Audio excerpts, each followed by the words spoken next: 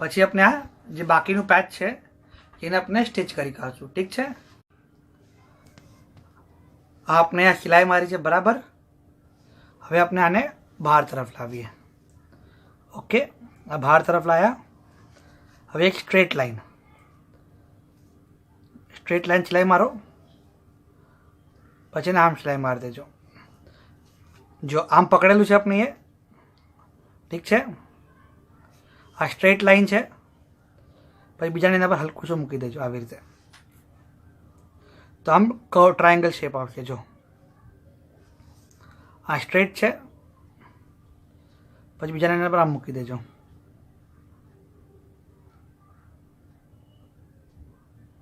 Okay, અને આમ ચારે બાજુ સ્ટિચ કરીને અને બાઇન્ડિંગ પૂરી કરજો. આ આપણે બાઇન્ડિંગ કરી કાઢી છે બહારથી બી. ઓકે, જો અંદરથી અને બહારથી બે બાજુ થઈ ગઈ છે. સો આ આપનું 8 પોકેટ લેડીઝ વોલેટ તૈયાર થઈ ગયું છે.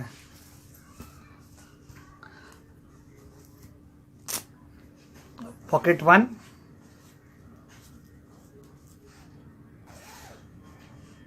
Okay, pocket 1, pocket 2,